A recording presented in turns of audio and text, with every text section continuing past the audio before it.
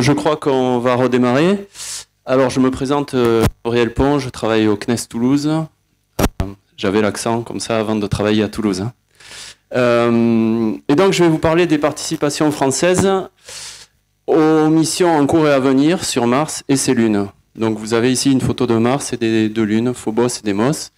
Et vous allez voir à la fin de la présentation pourquoi je vous parle des lunes. Donc je vais me limiter aux instruments qui sont présents sur les objets qui atterrissent sur Mars ou ses lunes. Je vais donc vous parler des instruments français à bord de MSL, d'InSight. Donc ça, c'est des instruments qui sont actuellement, des missions qui sont actuellement sur Mars et qui fonctionnent plutôt pas mal. Et puis je vais vous parler des missions à court ou moyen terme sur lesquelles on a des instruments également, ExoMars, Mars 20 et puis MMX. Donc le programme martien tel qu'on le voit aujourd'hui, et qui est surtout vu par la NASA, donc vous voyez un certain nombre d'objets qui ont atterri sur, ou qui vont atterrir sur Mars. Vous avez eu ce matin, enfin, un peu plus tôt, des présentations très intéressantes sur les résultats Opportunity et Curiosity. Donc ces deux missions étaient un peu dans la filière suivi de l'eau et essayer de caractériser la planète Mars vis-à-vis de la présence d'eau. Ensuite, il y a des missions qui sont un peu plus destinées à l'exploration de l'habitabilité. Est-ce qu'il y a eu de la vie, est-ce qu'il y a encore de la vie sur Mars, etc. Et c'est ensuite suivi par la recherche de signes de vie. Et puis tout ça, il y a un objectif derrière qui est de mieux comprendre la planète Mars, mais aussi de préparer un jour l'exploration humaine de la planète. Donc je vais vous parler de Curiosity, d'InSight, et je vais vous parler également de Mars 2020, un petit peu d'ExoMars, parce que le principal a été fait un peu plus tôt. Vous voyez que 2020 est une super année martienne avec 3 atterrisseurs qui vont être lancés vers la planète Mars. Et puis je vais vous parler d'une mission qui est un peu plus lointaine qui s'appelle MMX, qui est une mission de la JAXA.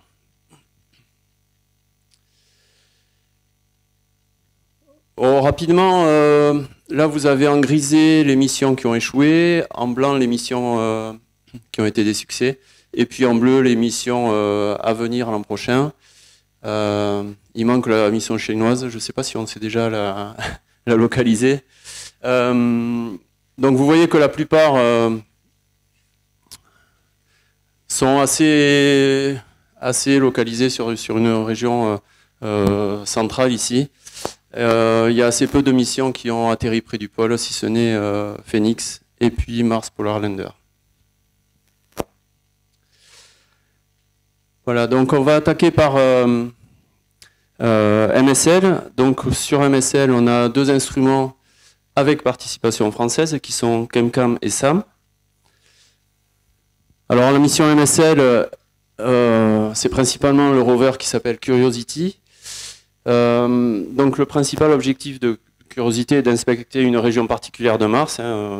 Curiosity n'a pas une autonomie qui lui permet de balayer une si grande distance que ça, on va le voir par la suite. Le but, c'est de rechercher des traces de vie passées ou présentes. Donc il y a 3 thèmes qui sont abordés par Curiosity. Regardez si la vie un jour existait sur Mars. Essayer de mieux comprendre le climat, l'évolution du climat sur Mars et les processus également qui font que le climat est ce qu'il est aujourd'hui.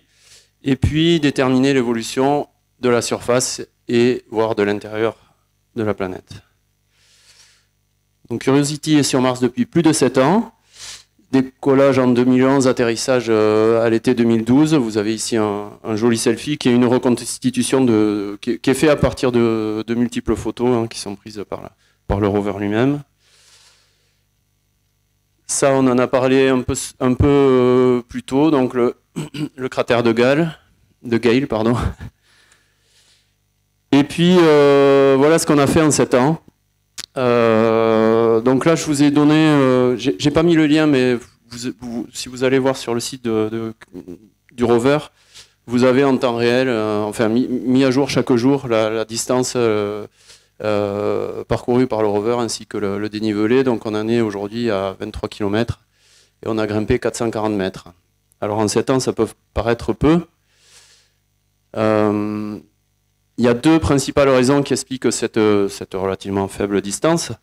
La première, c'est que à chaque fois que le rover est à un endroit, les scientifiques prennent leur temps pour analyser, pour programmer, pour faire des essais, pour reprogrammer s'il faut, etc., pour être sûr, quand on est à un endroit, de ne pas louper d'infos.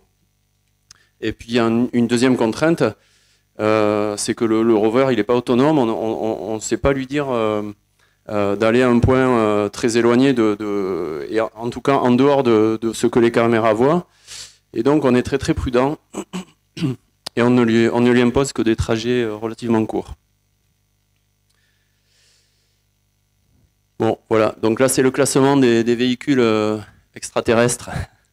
Donc vous voyez que le record est détenu par Opportunity avec plus d'un marathon couvert.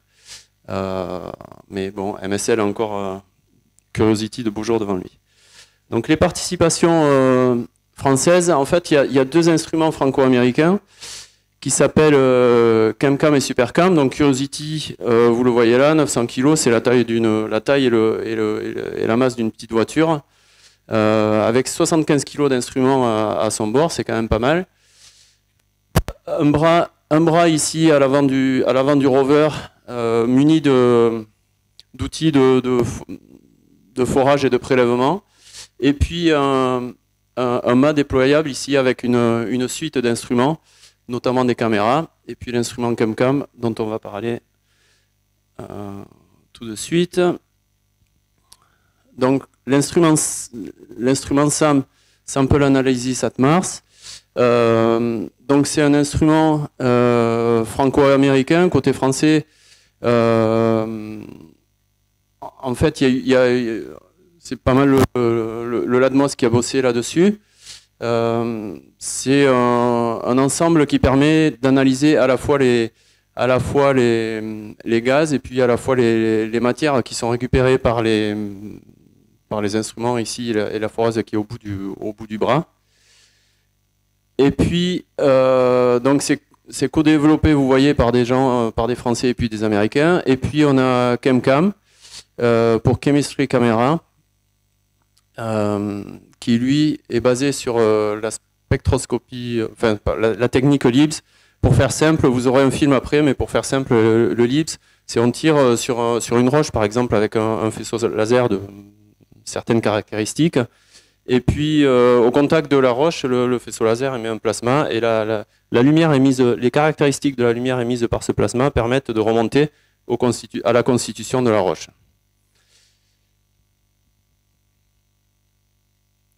Alors, rien de tel qu'un film avec de belles explications pour vous décrire les deux instruments. Les deux instruments français permettant ces analyses, SAM et ChemCam, jouent un rôle essentiel à la mission MSL. SAM, ou Sample Analysis at Mars, analyse l'atmosphère et le sol martien. Pour cela, SAM utilise deux méthodes: la chromatographie en phase gazeuse et la spectrométrie de masse. Les échantillons de poudre de roche prélevés sont chauffés à 850 degrés dans un four à pyrolyse. De l'hélium est intégré pour permettre le transport des molécules vers un enchaînement d'opérations. Ces molécules sont d'abord piégées avant d'être envoyées ensemble dans les colonnes chromatographiques qui procèdent à leur séparation.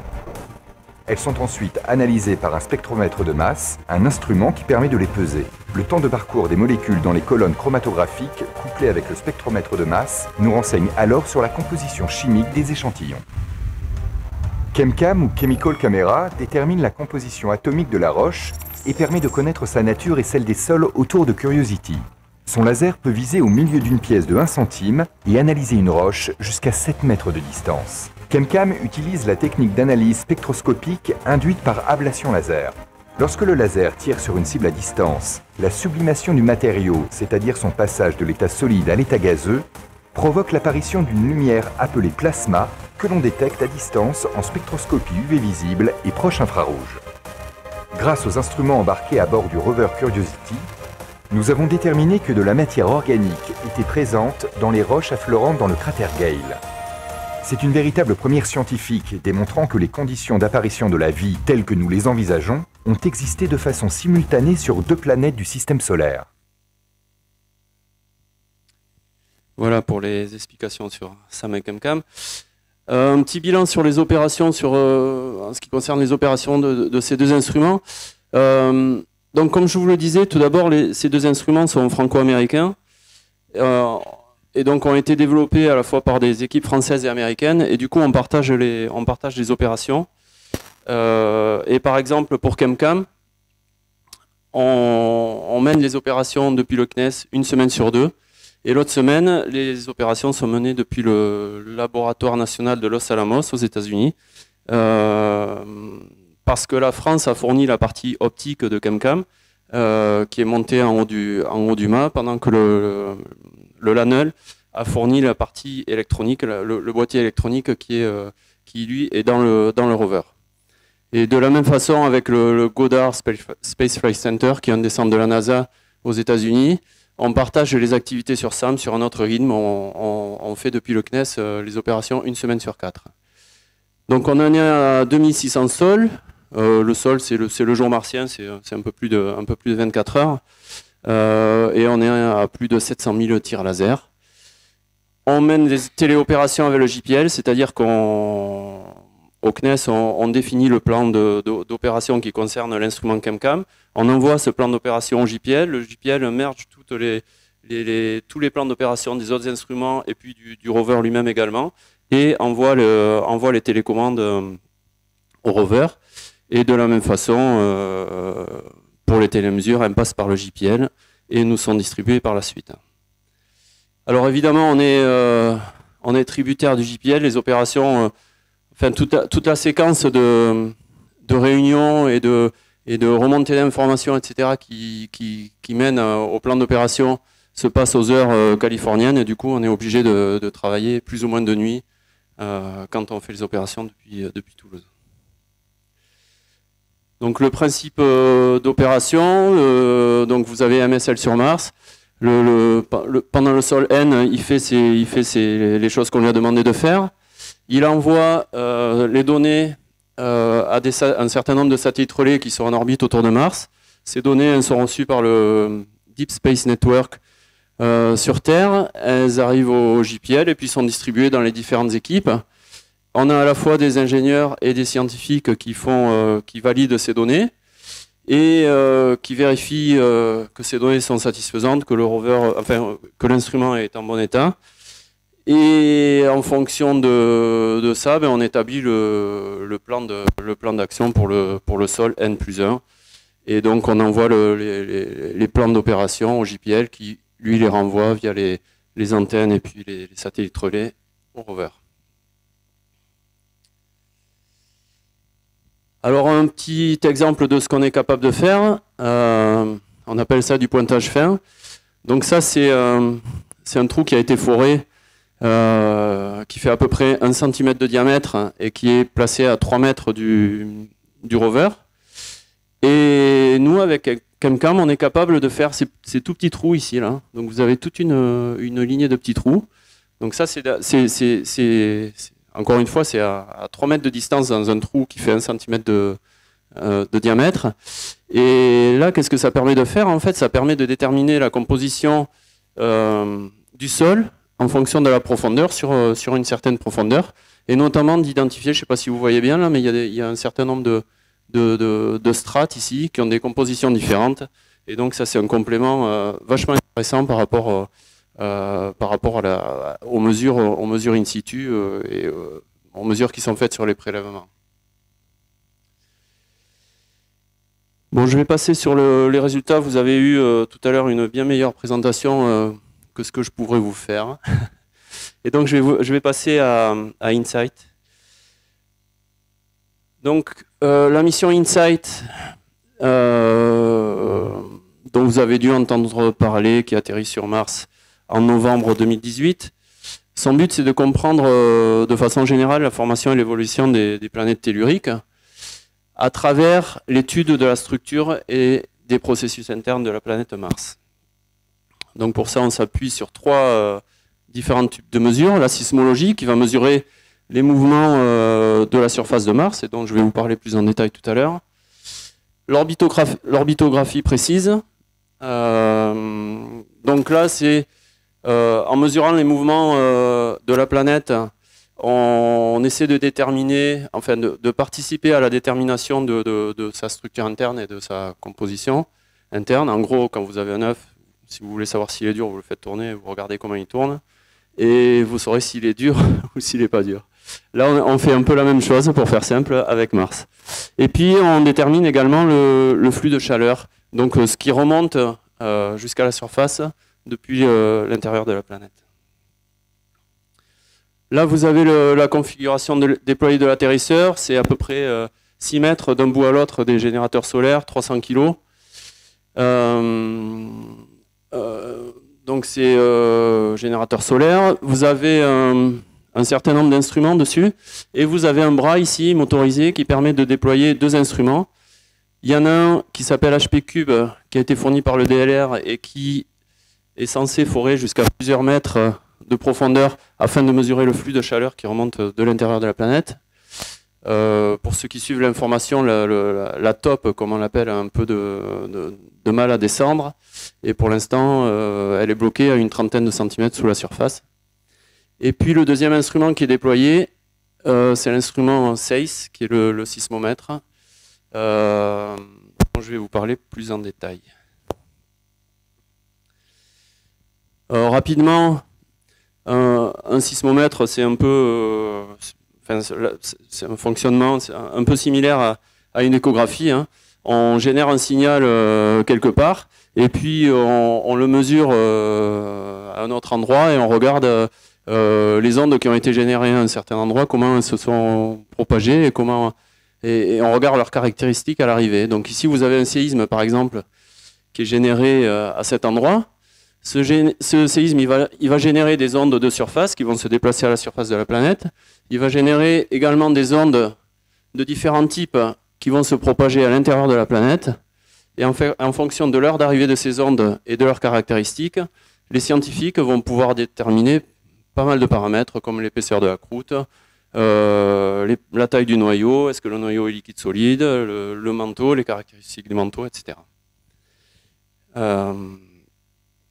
Voilà, donc comment on a fait ça sur SEIS? Alors on s'est réunis avec un certain nombre de partenaires pour essayer de construire l'instrument le plus précis possible. Donc vous avez, j'ai pas le temps de rentrer dans les détails, mais vous avez au cœur de l'instrument un ensemble de 3 sismomètres très très sensibles qui sont appelés VBB, pour Very Broadband, qui ont été construits par l'IPGP et la société Southern en région parisienne, et sur lequel on travaille avec le support du CNES depuis un certain nombre d'années. Et ces VBB là, qui sont le cœur de l'instrument, eh bien, il faut les installer sur Mars. Donc, tout d'abord, on essaie afin qu'ils fonctionnent bien. Il marche plus le micro aussi. Bon, ça change. Il faut les niveler le plus possible. C'est-à-dire, il faut que le plateau sur lequel ils reposent, il soit le plus horizontal possible. Donc, nos amis allemands de MPS nous ont fourni un système de nivellement qui est, pour faire simple, un système de 3 pieds motorisé qui nous permet de niveler le sismomètre jusqu'à des pentes de 15 degrés. Donc on peut déposer ces sismomètres sur des pentes jusqu'à 15 degrés.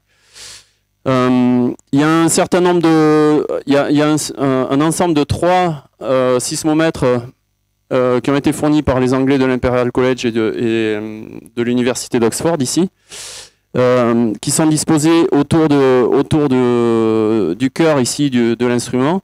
Et ces sismomètres, ils sont complémentaires en termes de bande de fréquence des sismomètres qui sont les VBB qui sont à l'intérieur de l'instrument ici. Et puis ici vous avez le câble qu'on appelle le taser qui relie le capteur ici au boîtier électronique qui lui reste dans l'enceinte thermique de l'atterrisseur, et lequel boîtier électronique a été fabriqué par ETH en Suisse. Et puis enfin, ce sismomètre, ben, il faut l'isoler le plus possible, à la fois des variations excessives de température et puis du vent. Donc le JPL nous a fourni une première couche d'isolation ici, qui est de l'isolation multicouche, un peu style couverture de survie, ou MLI pour les spécialistes, donc qui, elle, a une fonction d'isolation principalement thermique, et qui isole aussi pas mal de la poussière.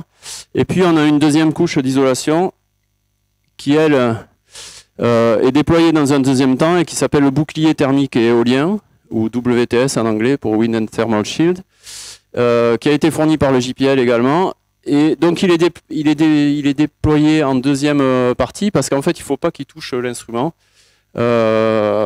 pour qu'il assure une isolation la plus efficace possible vis-à-vis du vent.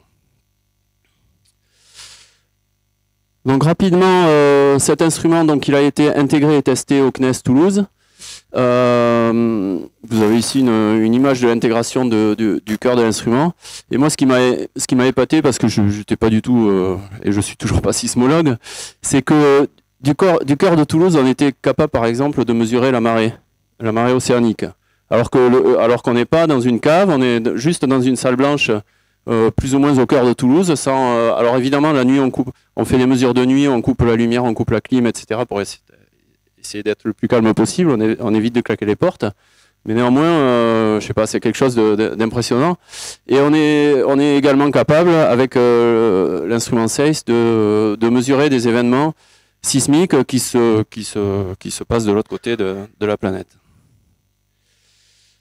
L'instrument, on l'a ensuite amené à Denver chez Lockheed Martin, qui était responsable de l'intégration de la plateforme et de l'atterrisseur InSight ici. Donc on a fait un certain nombre de tests chez Lockheed Martin. On a fait des tests de déploiement que je ne trouve pas voilà, ici. On a fait des tests de performance, on a fait des tests thermiques, acoustiques, etc. Vous avez ici un exemple d'un test de déploiement. Donc vous avez le bras ici qui est en train de déployer l'instrument SACE. Alors comme le bras était dimensionné pour fonctionner sous gravité martienne, qui est le tiers à peu près de la gravité terrestre, on utilise un ballon gonflé d'hélium ici pour soulager le bras.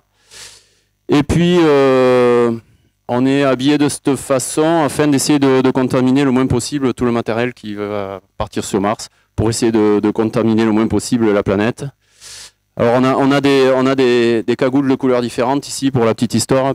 Il y a pour distinguer les chefs d'équipe, les qualiticiens et les non-américains. Donc ça c'est un non-américain. Pour pas qu'on aille dans des recoins de la salle blanche, on n'aurait pas le droit d'aller. Voilà, donc fin novembre l'an dernier, atterrissage sur Mars. On a eu cette première image qui est la toute première qui nous provenait d'InSight, quelques minutes après l'atterrissage, et ça c'est grâce à deux nanosatellites qui s'appellent Marco, enfin qui s'appelaient Marco, qui étaient des démonstrateurs de nanosatellites en mission interplanétaire, que le JPL nous avait toujours dit que c'était uniquement des démonstrateurs, qu'il ne fallait pas compter dessus, que c'était pas sûr que ça marche, etc. Ça a très bien marché, et c'est grâce à eux qu'on n'a pas eu à attendre des heures avant d'avoir cette première image. Alors elle est un peu sale parce qu'en fait devant les deux caméras d'InSight, il y avait des caches hein, pour éviter que la poussière vienne contaminer la caméra. Donc ces caches ont été ouverts quelques heures plus tard. La séquence de déploiement, donc on a atterri 26 novembre 2018. On a fait un certain nombre de mesures avec l'instrument sur l'atterrisseur. Et on a attendu 22 jours. C'est long, hein, les opérations martiennes, c'est long. Avant que la NASA, avant que le JPL envoie les télécommandes au Mars, au bras, afin de nous déployer sur la surface de Mars. Donc ça s'est passé Sol 22. Et pour nous, c'était vraiment la fin de la phase d'atterrissage, hein, parce que jusque-là, on n'avait pas complètement atterri. Voilà. Donc ensuite, Sol 30, comme je vous l'ai dit tout à l'heure, il a fallu qu'on nivelle notre engin afin qu'il soit le plus horizontal possible. Donc ça, c'est quelque chose qui s'est passé le Sol 30. Et vous voyez que si on laisse l'instrument dans un tel état, en fait, on a le taser ici, qui est le câble, qui est relativement tendu, et qui, avec les variations de température journalières sur Mars, peut induire des effets thermoélastiques assez gênants. Et donc, on a prévu le coup avant de partir. On a mis une réserve de câbles dans une boîte qui est située ici sur l'atterrisseur. Et cette boîte, on l'a ouverte le sol 37. Et donc, vous voyez le supplément de câble ici qui tombe au sol. Et donc là, on a depuis un câble qui est posé sur le sol, qui évidemment est soumis à des dilatations thermoélastiques parce qu'il n'est pas protégé, mais qui quand même est beaucoup moins contraint qu'avant qu'on ouvre la fameuse boîte. Ça, je vais vous passer les détails et je vais aller directement à la dernière séquence, à la dernière activité de toute la séquence de déploiement qui s'est passée sol 66. Donc c'est le jour où le bras a déployé le bouclier thermique et éolien par-dessus SACE. Et là, c'était vraiment la fin de notre séquence de déploiement, donc c'était assez long, hein, 66 jours en gros. Et on a pu passer à la vraie recette de l'instrument dans sa configuration finale. Alors pourquoi on s'est embêté à faire toute cette séquence de déploiement? C'est expliqué sur ce slide où en général je perds des gens. Alors, je vais essayer de faire mieux. Donc là, en gros, vous avez une ligne par sol, d'accord? Donc ça, c'est le sol 0, ça, c'est le sol 4, etc. Et en abscisse, ici, vous avez les heures sur Mars. En gros, ici, vous avez minuit et ici, minuit. Hein, par là, vous avez midi. Donc vous voyez déjà que vous avez toute une période où on n'allumait pas 24 heures sur 24 ici. On éteignait aux périodes où l'instrument était le plus froid. Et puis, les niveaux de couleur sur chaque ligne, ça représente le niveau de bruit vu par l'instrument. Plus on est rouge, plus l'instrument voit de bruit, plus on est bleu, moins l'instrument voit de bruit. Et nous, un sismomètre, ce qu'on veut, c'est qu'il voit le moins de bruit possible, qu'il soit le moins pollué possible. Et vous voyez qu'à chaque étape du déploiement, ben, on gagne un niveau de bruit. Donc là, ici, on est sur l'atterrisseur, on déploie notre instrument sur le sol, hop, on passe du rouge au orange vert ici. Ici, on a fait une autre activité dont je n'ai pas le temps de vous parler, je ne vous ai pas parlé dans la séquence de déploiement, qui nous a fait gagner encore un peu de bruit, surtout à certaines périodes de la journée. Et puis ici, quand on a fait la séquence finale de déploiement du bouclier thermique et éolien, eh ben, on a vachement gagné en niveau de bruit.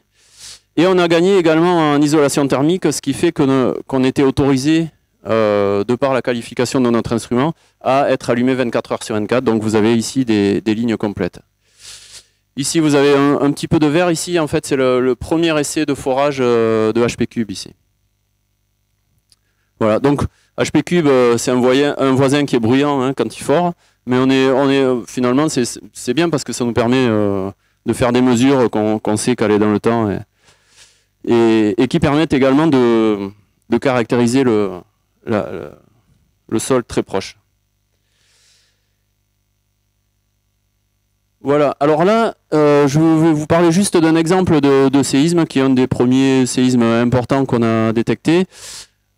Alors, les deux graphes du haut, vous avez ce qui a été mesuré par les capteurs courte période fournis par les Anglais, et puis en bas, les signaux captés par les VBB, les sismomètres au cœur de l'instrument. Donc c'est plus ou moins la même chose. Vous avez ici la fréquence, et puis vous avez le temps ici qui va défiler. Et vous avez en fait le niveau de couleur, hein, c'est le niveau d'accélération qui est vu par l'instrument. Donc plus c'est rouge, plus l'accélération est forte, sans que ce soit des niveaux très élevés. Et en fait, on a eu du bol là parce que vous allez voir, je vais vous faire défiler la vidéo après. Vous allez voir qu'ici, on a mesuré un séisme et juste après, il y a eu un mouvement du bras. Et donc, évidemment, le sismomètre, il mesure les mouvements du bras très très bien. Et on a eu du bol que les deux événements soient dissociés dans le temps. Et donc, pour que les signaux soient audibles, on a pas mal accéléré. Alors, je me souviens plus exactement par combien on a accéléré le son. Et je vais essayer de vous faire écouter ça.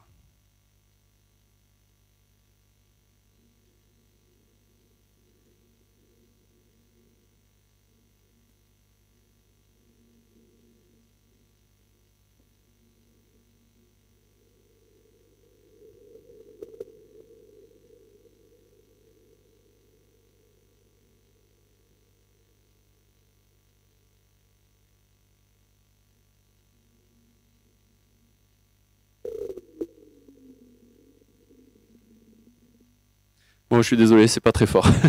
Mais c'est une façon différente de la façon graphique de représenter un événement comme ça.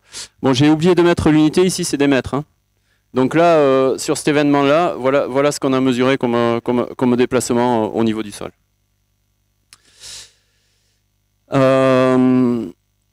Voilà, donc quelques explications sur ce qu'on a mesuré en termes de caractéristiques. Et puis, un séisme comme ça, tel que celui que je viens de vous montrer, en fait, il permet d'accéder à une certaine profondeur sous la surface. Mais néanmoins, il n'est pas suffisamment fort pour qu'on caractérise l'ensemble de la planète. Et donc, ce que les scientifiques savent tirer d'un tel séisme, c'est que finalement, les 5 premiers kilomètres sous la surface ressemblent beaucoup à ceux de la Lune, avec la présence, évidemment, ça on le savait, par les observations de nombreux cratères qui induisent de nombreux rebonds des ondes sismiques, et donc un signal de longue durée. Et puis, les sismologues savent aussi, dans un signal comme ça, retirer ce style d'information que les couches supérieures s'en sèchent. Donc on a un certain nombre, je ne peux pas rentrer dans les détails, mais il y a un certain nombre de résultats qui sont ou qui vont sortir dans les prochaines semaines. Les résultats sont très très bons. Donc à ce jour, on a identifié, enfin les scientifiques ont identifié 300 séismes environ. Il y en a tous les jours. On n'a toujours pas des séismes suffisamment puissants pour avoir accès au cœur de Mars, hein, des séismes qui traverseraient le cœur de la planète ici avec InSight de l'autre côté et puis la génération de séismes ici. Donc ça, on n'en a pas. On devrait en avoir 2 ou 3 par an selon les modèles. On verra bien ce qu'il advient. Je vais passer rapidement à ExoMars parce que vous avez eu une présentation exhaustive tout à l'heure. Donc là, vous avez déjà eu une liste des instruments du rover. Donc vous voyez que le côté français, on participe à un certain nombre d'instruments. Donc comment le CNES est impliqué dans ExoMars? Donc le CNES est déjà impliqué au travers de l'ESA, hein, diverses instances de l'ESA. Parce que l'ESA, c'est le rassemblement d'agences de divers pays qui toutes ont leur mot à dire. Donc nous, on a notre représentant sur le programme ExoMars. Mais on aide aussi un certain nombre de laboratoires à fournir des instruments ou à fonctionner, tout simplement. Et donc, on a 2 instruments sur lesquels on a des PI. Donc un PI, c'est le scientifique principal qui est en gros le chef de l'équipe des scientifiques impliqués sur un instrument. Et puis on a un certain nombre de COI. Alors COI, c'est co-investigateurs, c'est des gens, des scientifiques qui sont impliqués assez fortement également dans l'instrument, à la fois dans les opérations et puis dans l'analyse des résultats. Bon, ça vous l'avez déjà vu, donc je vais passer rapidement. Donc vous l'avez vu tout à l'heure, hein, vous avez un mât avec un certain nombre d'instruments en haut du mât, un peu comme sur un MSL par exemple. Et puis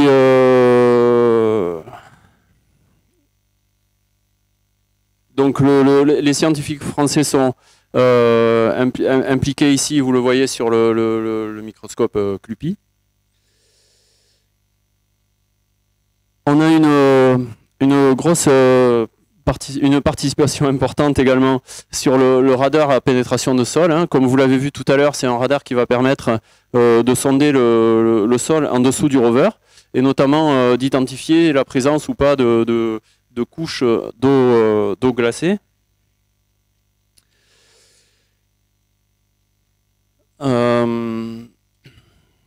Et puis vous avez le laboratoire analytique qui en fait qui lui est à l'intérieur du rover ici et qui lui rassemble un certain nombre d'instruments. Donc là, c'est toute une suite, c'est comme un mini laboratoire embarqué sur le rover, qui permet d'analyser des échantillons prélevés dans l'atmosphère comme dans le sol, comme vous l'avez vu tout à l'heure. Et donc on a des participations françaises plus ou moins importantes sur les 3 instruments que sont Microméga, MoMA ou RLS.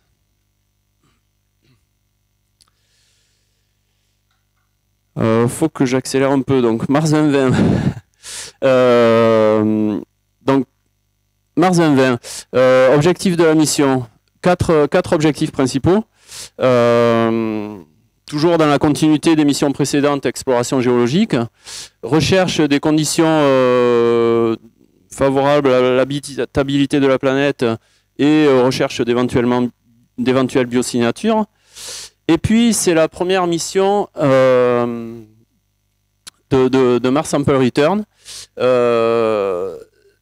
Donc, c'est un programme à moyen terme, je dirais, qui est destiné à ramener des échantillons de Mars. Donc, le rover de Mars 2020, qui n'a pas encore de nom, hein, il y aura un joli petit nom en février, va procéder à la récupération, enfin à la fabrication d'échantillons martiens, va mettre ces échantillons de sol dans des containers qui seront récupérés par une mission future dans quelques années.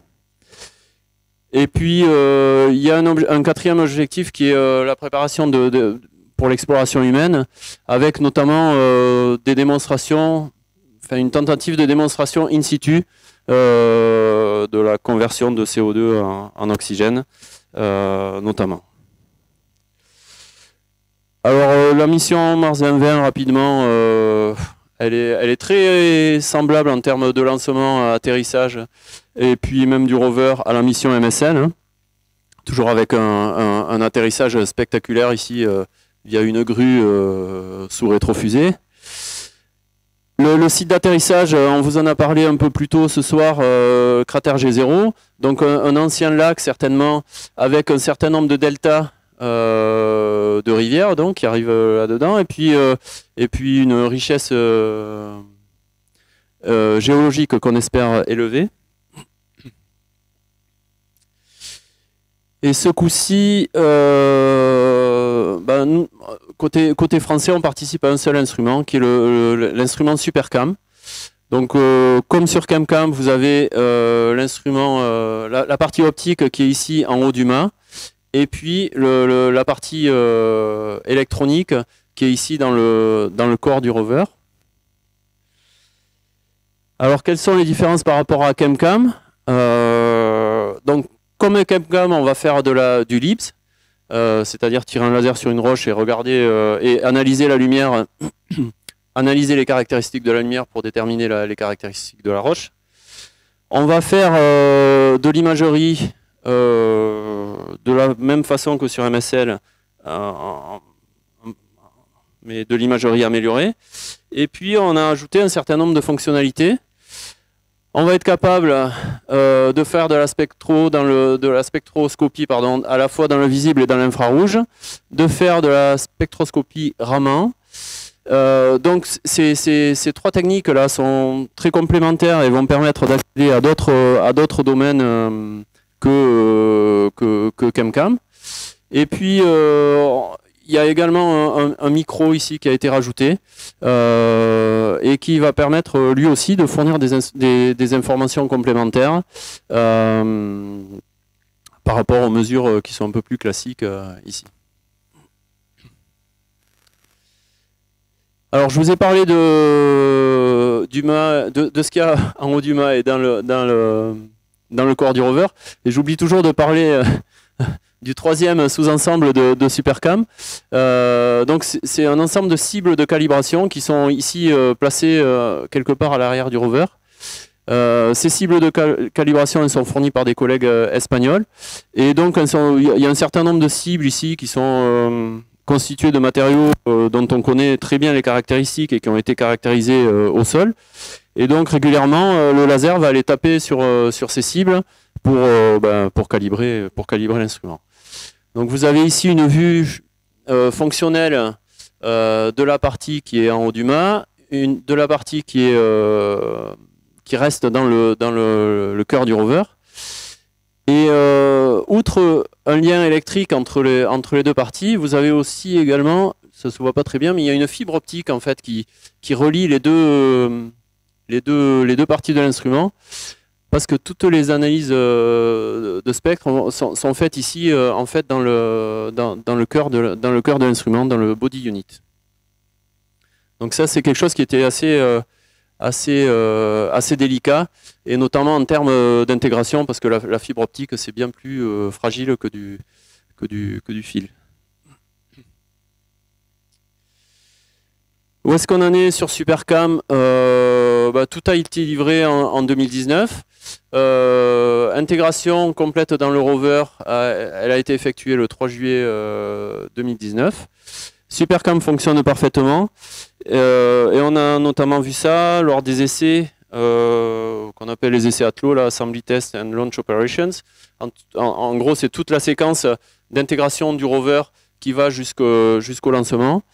On a ici un exemple de mise en configuration lors du test thermique qui est fait dans une chambre à vide thermique.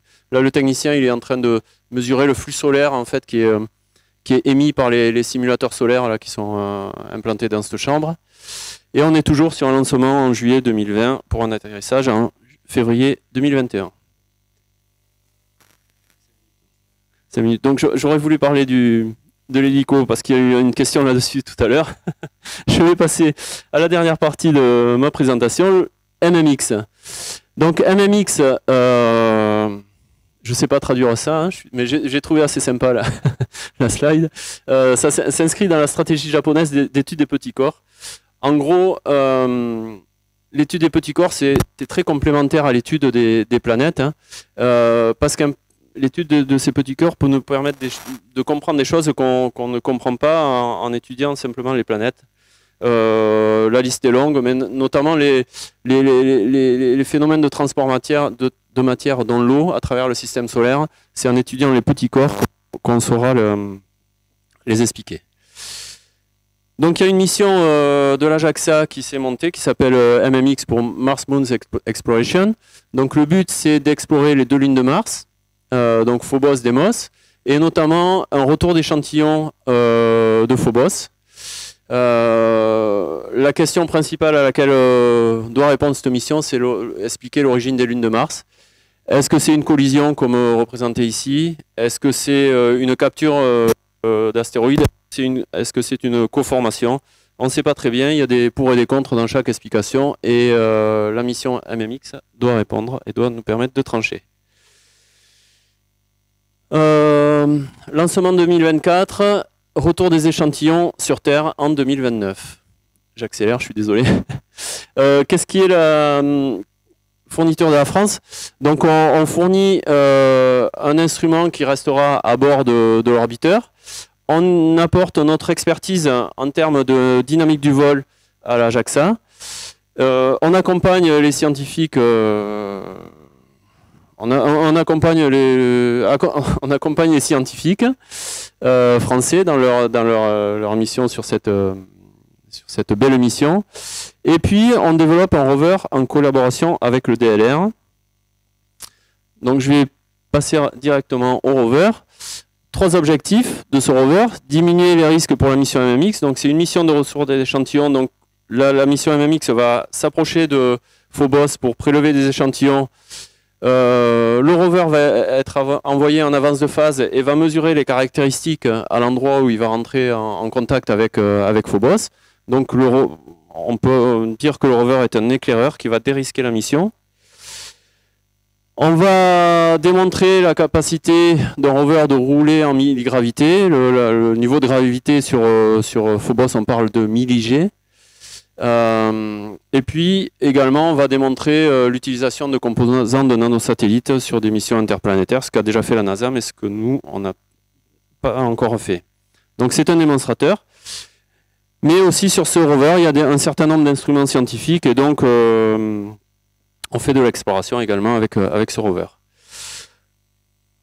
Donc je vais quasiment conclure.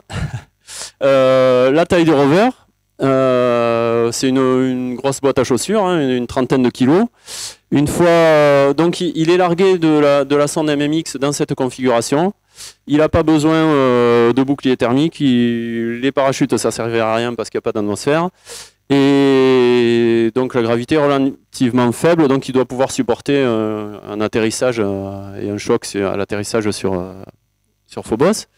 Une fois déployé, il a cette configuration-ci. Il a perdu 4 kg parce que dans les 29 kg, on compte l'interface de séparation avec l'orbiteur qui est de fourniture franco-allemande également.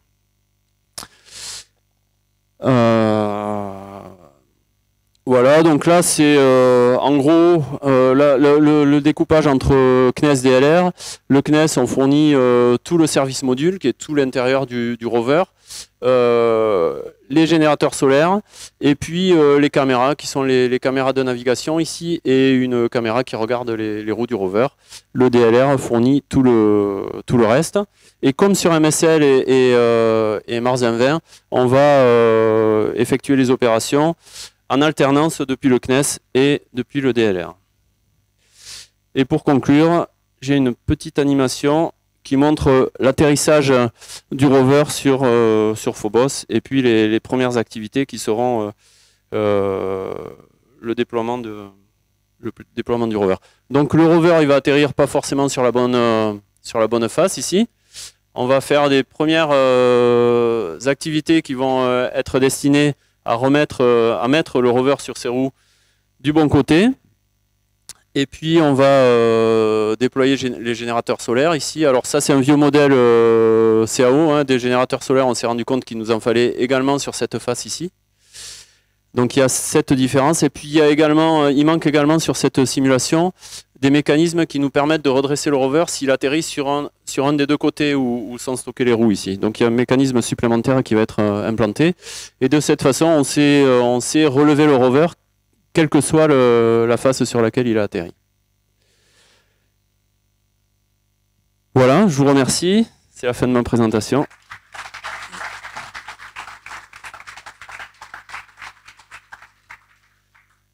Si vous avez des questions, mais pas trop, c'est mon anniversaire, alors pas des trop durs.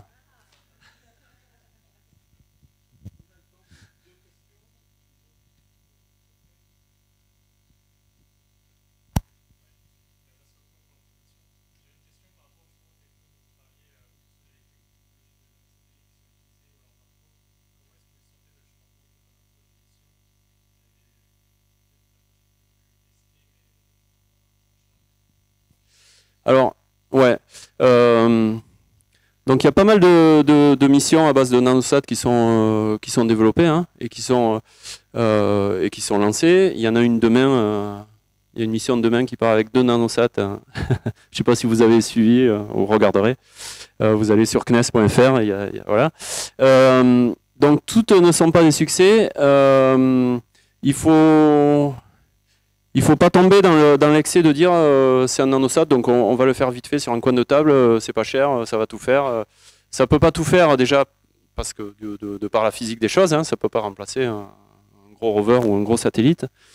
Par contre, c'est un super complément. On l'a vu sur InSight. C'était qu'un démonstrateur et pourtant ça a été vraiment, ça a bien marché et ça a été vraiment des relais efficaces des données dans les premières heures qui ont suivi l'atterrissage. On a vu la photo là, mais ça a aussi relayé les autres données.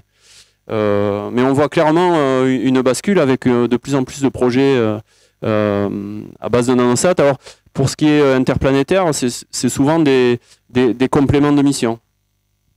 Par exemple, il y a des projets de mission d'observation ou de contact avec des astéroïdes où nos satellites vont être utilisés pour voir ce qui se passe de près, sous un angle de vue différent, etc. Oui.